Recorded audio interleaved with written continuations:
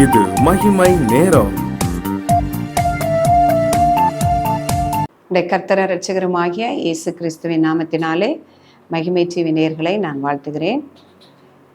இந்த மகிமை நேர நிகழ்ச்சியின் மூலமாக உங்களை சந்திப்பதிலே நான் மகிழ்ச்சி அடைகிறேன். பிரியமானவர்களே, கர்த்தர் பெரிய காரியங்களை செய்வார் என்பதை குறித்து நாம் தியானித்து வருகிறோம். கர்த்தர் பெரிய காரியங்களை செய்கிறவர், பெரியவராய் இருக்கிறபடியினால் அவர் செய்த காரியங்கள் அதிசயமாகவும் அற்புதங்களாகவும் இருக்கிறது.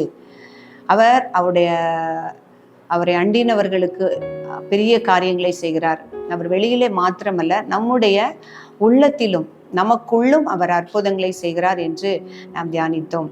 நம்மை கொண்டு, அவருடைய விசுவாசிக்கிறவர்களை கொண்டு அவர் அற்புதங்களை, அடையாளங்களை, பெரிய காரியங்களையும் செய்கிறவராய் இருக்கிறார் என்று நாம் தியானிக்கிறோம். வேதத்திலே அவர் செய்த அநேக பெரிய காரியங்கள் கொடுக்கப்பட்டிருக்கிறது. அதிலே அவர் செய்த காரியங்கள், சில மனுஷர்களை அவர் பெரியவன் ஆக்கினார் என்று, அந்த சாதாரண நிலைமையில் இருந்த மனுஷர்களை அவருடைய சித்தத்தினாலே பெரிய காரியங்களை செய்து பெரியவன் ஆக்கியிருக்கிறார் என்பதை குறித்து இன்று நாம் தியானிக்க இருக்கிறோம். உபாகமம் 4 அதிகாரம் 32 தேவன் மனுஷனை பூமியிலே சிருஷ்டித்த நாள் முதல் உனக்கு முன் இருந்த பூர்வ நாட்களில் வானத்தின் ஒரு முனை தொடங்கி அதன் மறுமுனை மட்டுமுள்ள எவ்விடத்தில் ஆகிலும் இப்படிப்பட்ட பெரிய காரியம் நடந்தது உண்டோ, இப்படிப்பட்ட காரியம் கேள்விப்பட்டதுண்டோ?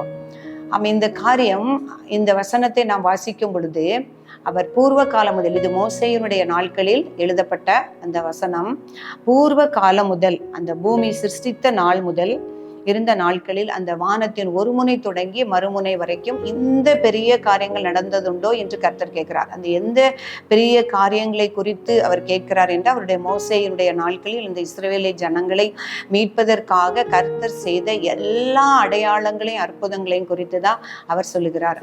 இதே போல காரியங்கள் இதுவரைக்கும் அந்த வானத்தின் ஒரு முனை தொடங்கி மறுமுனை வரைக்கும் அவர் பூமியை சிருஷ்டித்த நாள் முதல் நடக்கவில்லை என்பதை ஆண்டவர் சொல்லுகிறார். அந்த செங்கடலை அவர் பிளந்தது, அவருடைய 10 வாதைகளை எகிப்திலே கொடுத்து எகிப்தின் தலைச்சன்களை சங்கரித்து அந்த இஸ்ரவேல் ஜனங்களை மீட்டு கொண்டு வந்தது, அந்த யோர்தான் வழிவிட செய்தது, எல்லா காரியங்களையும் அவர் குறித்து சொல்லுகிறார். இதுவரைக்கும் இப்படிப்பட்ட பெரிய காரியங்கள் நடந்ததுண்டோ என்று சொல்லுகிறார்.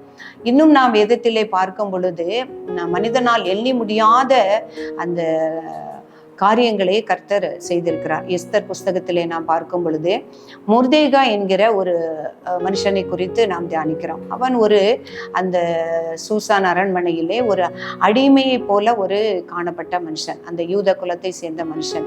ஆனாலும் கர்த்தர் அவனை பெரியவன் ஆக்கினார் என்று நாம் வாசிக்கிறோம். மொர்தேகாய் ராஜாவின் அரண்மனையிலே அவன் பெரியவனா இருந்தான். எப்படி அவன் பெரியவனா ஆனான் என்று சொல்லி பார்க்கும் பொழுது, கர்த்தர் அவனுடைய வாழ்க்கையிலே செய்த அவனுடைய அந்த காரியத்தை அவர் தலைகீழாக மாற்றினதினால் அந்த மொர்தேகாயை பெரிய மனுஷனாய் ஆக்கினார் என்று நாம் பார்க்கிறோம்.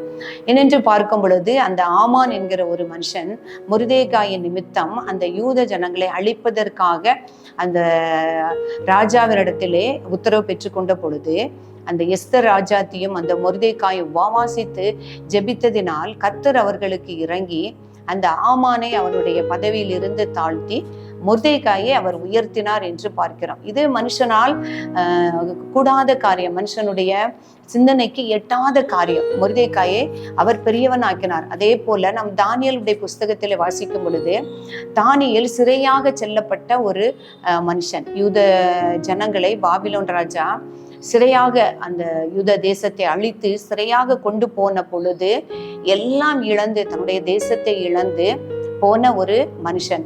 ஆனால் அவர் தேவனை பற்றி கொண்டிருந்ததினால் அவனுக்கு ஜெபிப்பதற்கான வல்லமையும் கொடுத்து தேவன் அவனை அந்த தேசத்திலே உயர்த்தினார் என்று பார்க்கிறோம்.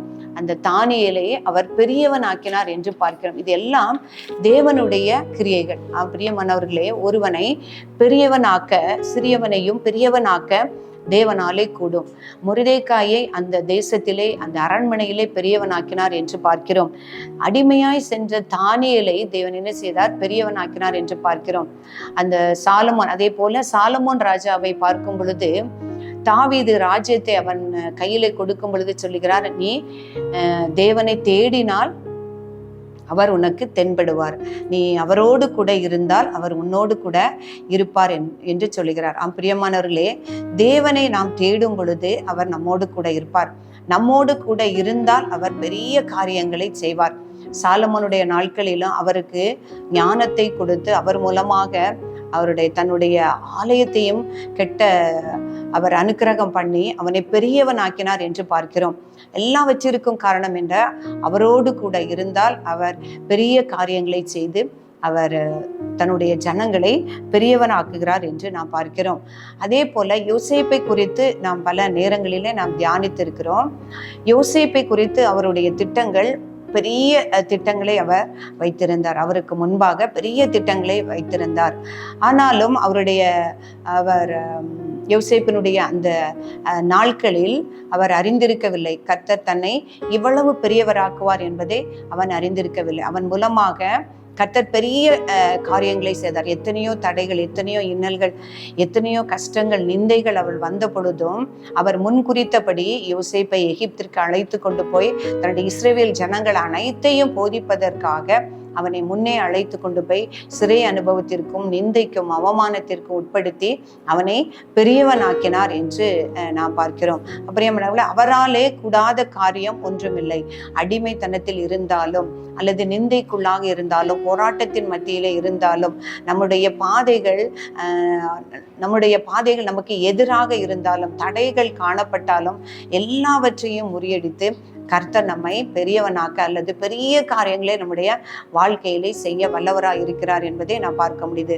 முர்தேக்காயின் வாழ்க்கையிலும் நம்முடைய தானியேலுடைய வாழ்க்கையில் அவனுடைய காரியம் எல்லாம் ஜெயமாய் இருந்ததற்கு காரணம் அவன் ஜெபம்.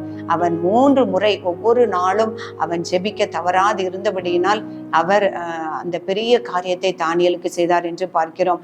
யோசேப்புக்கும் நாம் பார்க்கும் பொழுது அவன் எப்பொழுதும் கர்த்தருக்கு பயந்த ஒரு மனுஷனாய் இருந்தபடியினால் அவனை பெரியவனா ஆக்கினார் என்று நாம் பார்க்கிறோம். பிரியமானவர்களே, அதே போல நாமும் அவரை தேடி அவரோடு கூட இருந்தால் நம்முடைய வாழ்க்கையிலும் கர்த்தர் பெரிய காரியங்களை செய்து அவருடைய பார்வைக்கு நம்மை பெரியவனாக வைப்பார்.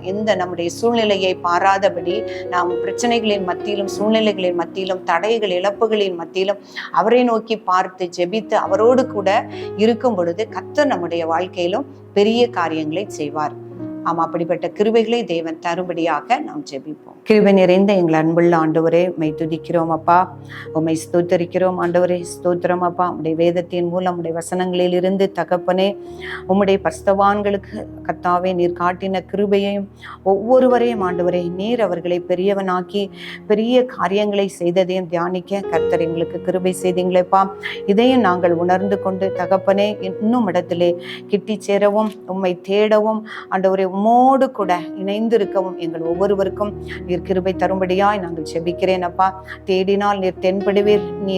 நாங்கள் உங்களோடு கூட இருந்தால் நீர் எங்களோடு கூட இருந்து செய்யக்கூடிய காரியம் பெரிதாயிருக்கும் என்பதை நாங்கள் ஒவ்வொருவரும் அறிந்து கொள்ள கர்த்தர் கிருபை செய்யும்படியாய் ஜெபிக்கிறோம் சுவாமி. எங்களை தாழ்த்தி அர்ப்பணிக்கிறோம். இயேசு கிறிஸ்துவின் நாமத்தில் ஜெபிக்கிறோம் பிதாவே.